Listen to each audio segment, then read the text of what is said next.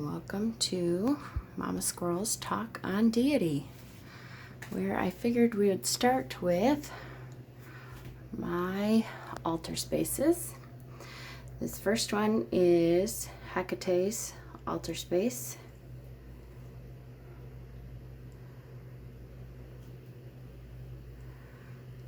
And then I'm going to show you the space I have down below, because I need to blow out that candle. I don't leave that one lit very long because up above is wood.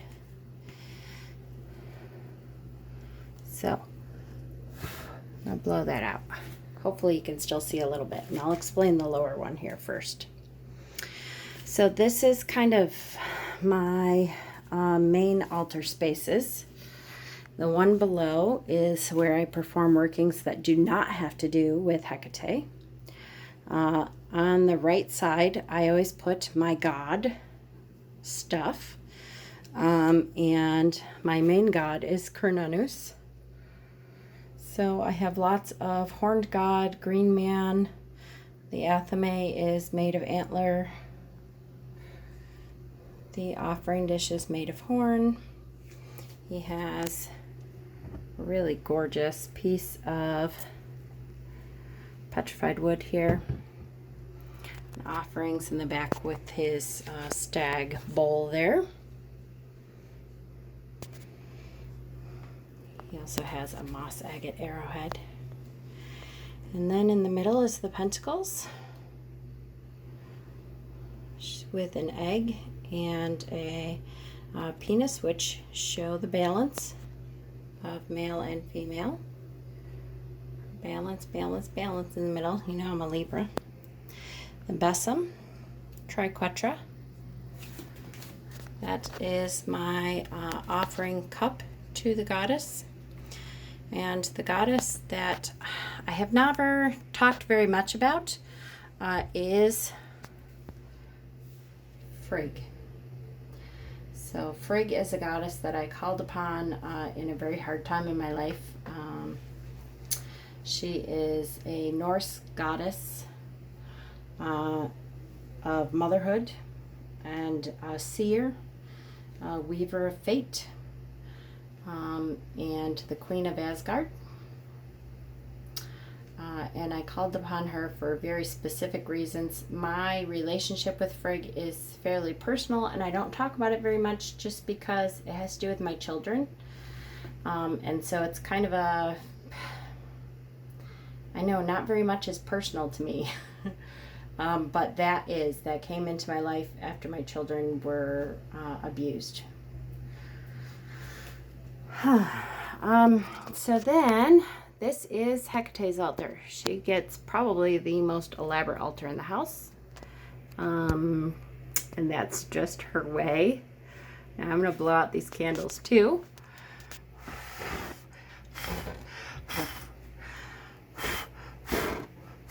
Come on. Just because I am not working with her right now. And I don't want to burn those candles out. So Hecate has a lot here. Hecate is the queen of the crossroads. So I collect keys for her. She carries a belt of keys in many instances of her like statues and stuff. She has a belt of keys that she carries. My main statue here of her shows her wolves and her torches, which guide her through the underworld. She's the queen of the witches, the goddess of the witches. And so I have lots of seer things here. I think of her as a go-between sometimes with the fae. So I do have an instance of a fairy back behind her here. She is good at keeping the fae in line. One of her symbols is the three-eyed raven. This is a black jasper scrying ball. I have ravens, spiders, bats, raven, there's my raven skull for her, black moonstone. My offering today on the offering side is salt. I have my homemade scrying bowl here, which when I have the candles lit, I scry in with Hecate's help. The offering chalice here holds very often, and I think today, you probably can't see that, but holds scotch, which her and I often share at night. She likes different things as an offering. So that is Hecate, and I will go into my relationship with her a little bit more. I'm going to continue on to a couple other altars from the house, and then we'll sit down and have a chat.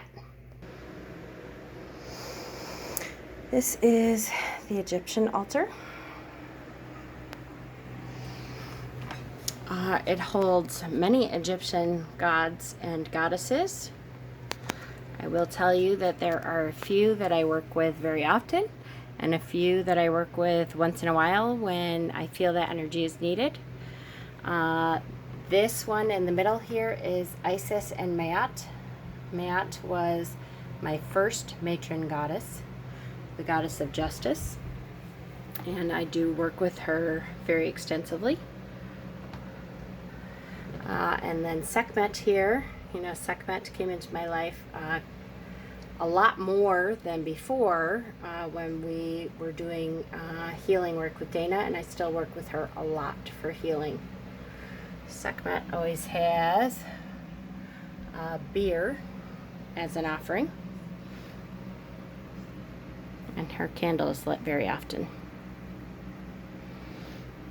Maat will get offerings of feathers and anything about balance. Because she is the goddess of justice, I have a lot of balance kind of offerings to her. Anubis, Isis, there are Bastet. There's a lot of the Egyptian pantheon that I deal with on a fairly regular basis. It's kind of based on the energy that I believe that I need to work with at the time. Next to that is my Buddhas. So my Buddhas are for several different things, for prosperity, for some love workings. My Buddhas do all kinds of different things for me. So it depends on what I'm needing at the time. That's only some of them. There's other ones that are in a different place. Hold on. This is the other Buddha altar. You see Tara here.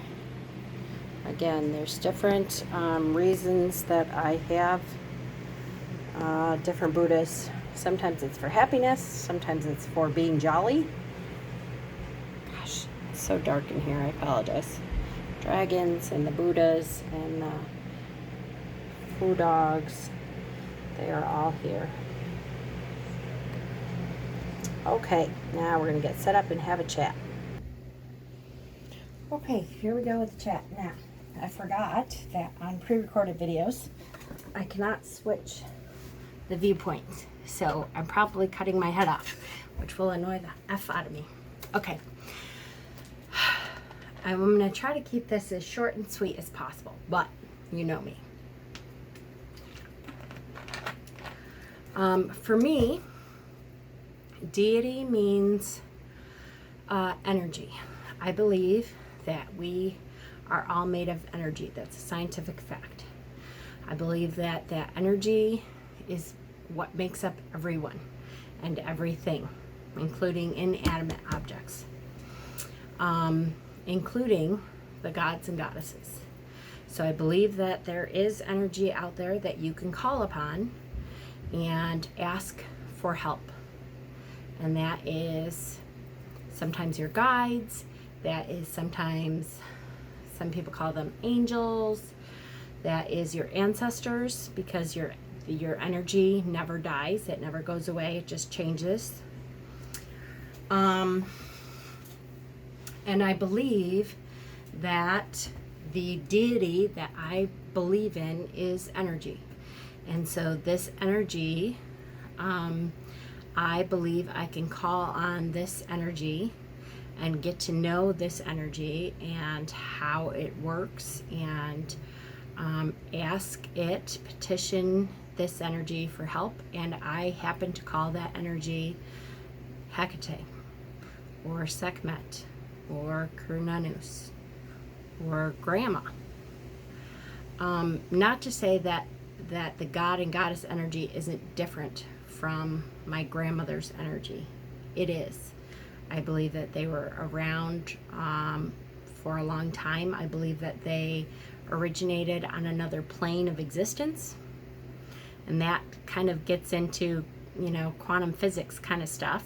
So I won't go really super detailed into that, although if you look, I believe we've had discussions with my son Frank, him and I have some great discussions about that kind of stuff, and also Joey, actually. But I believe that they existed on different planes, and I believe that you can petition them to ask them for help, to honor their existence, to honor the energy that they bring to a situation, and therefore that's who and what I believe I'm working with. So when I every night petition Hecate, I kind of tell her about my day. I ask her for help with a particular kind of trouble that I'm having that I know she's good at. Hecate is a goddess of crossroads. So whenever I have a decision to make, or something that is a problem area for me, I know I can go to her and say, whew, you know, I'm really having an issue with my own shadow feeling jealous about something or someone or a situation, or you know, and I really need your help to see the clarity, to clear up the light in what really is in there. Or I am having such an issue with my mother, and can you just send her the F away? There's lots of ways that you can deal with deity. I give my deity offerings in response to their help with things, in response to their energy in my life. I usually petition a different god or goddess every morning, depending on what kind of energy I feel like I'm going to need for the day, if I know kind of what's on my schedule, or if sometimes I just wake up and I kind of think, oh, you know what, I'm really going to need Kurnanus. I'm really going to need some grounding energy today. Not feeling it. I'm not feeling like going in. I'm not feeling like myself. I'm going to need that grounding push. Sometimes those cloven hooves can kick me in the ass. How do you know how to work with deity? I always tell people to start with your heritage. So look into your heritage and what your makeup is. We are, all made up of several different cultures. At this point, most of us are made up of several different cultures. So that's kind of a starting point. So like I am a Celtic Viking Druid. I have Irish, Danish, English, German in me, as well as some Northern Africa, some Greek and Baltic area. So there's different cultures that go along with that, and different gods and goddesses that could go along with that also. So that's a starting place. And then based on what's important to you, what like Mayat was one of my first goddesses, because I have always felt like justice was such an important part of who I am, the makeup of who I am and what I care about, that it just made sense. And when I decided that I was going to try to call on her, the next step is do your research. Look up, what does that god or goddess, what are they good at? What were they known for? Does that resonate with you?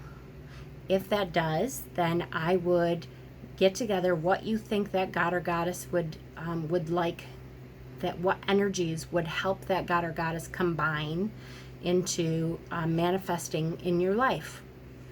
So for Sekhmet is not only a goddess of healing, which I petition her for quite a bit, but is also a god of war.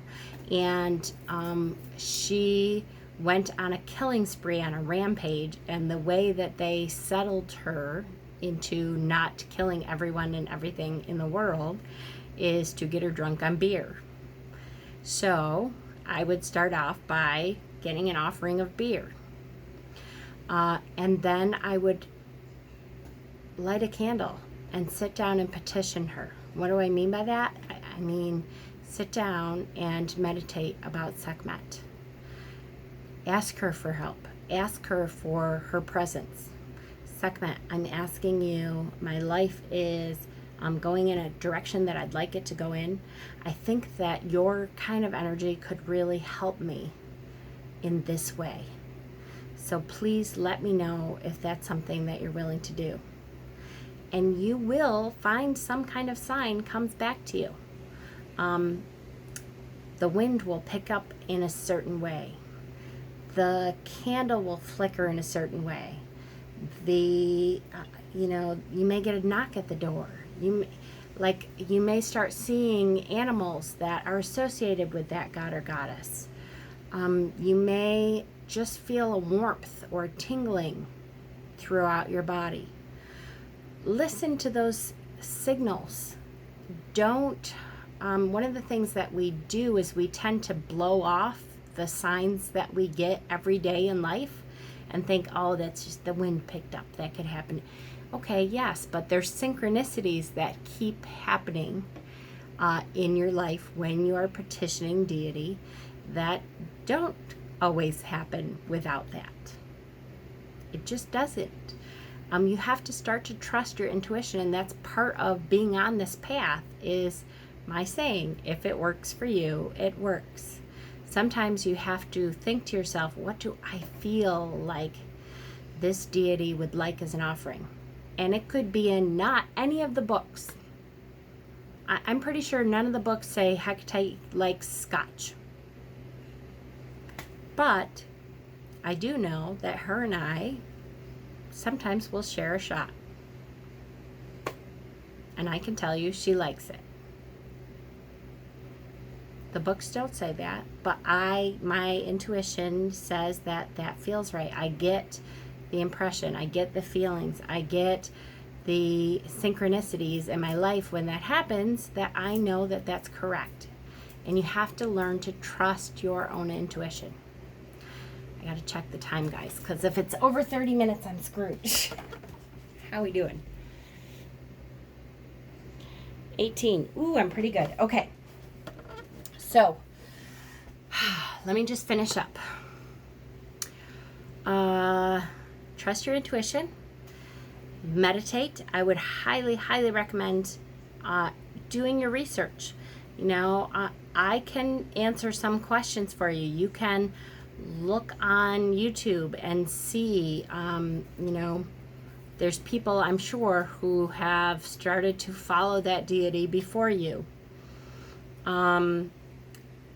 Find books. Go to the library. If you had the internet, which obviously you do if you're watching this, my Pinterest page has a whole god and goddess board. Google. Not that you should trust every single thing that Google has on there, but that's a beginning place. It's a place to start.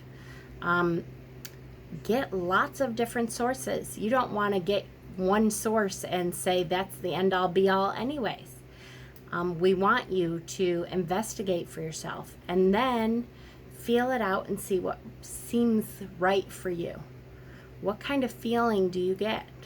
I have tried to petition goddesses and gods before and been shut down and immediately felt like a door slammed in my face. Hell no, I don't want to work with you, Jen. Did that actually happen? Did I have a door slammed in my face? No, but I had an immediate, overwhelming feeling of hell no. Okay, well, thanks for trying, and I will move on and try something else. That doesn't mean that you did something wrong. That just means that that's not the right one for you. And at the end of the day, if you feel that no deity is right for you and you don't want to work with deity and you just want to see the universe as a whole, or you don't want to name your energy anything, do what feels right for you. I know it gets annoying to hear that, but that's truly my most important advice. If it works for you, it works. Don't let anyone else tell you it doesn't. It does. It will. If you have questions, ask me. Ask any of my admins. Ask someone else in the group. We don't mind helping you out at all. And just be patient for the answers. You know, we all, especially now, are having busy, weird lives and things coming up. But we are all willing to reach out and help. And I hope in some small way that gets you closer to the answers that you're seeking. If you have any more questions, go ahead and ask. We're here. We love you. Have a good night.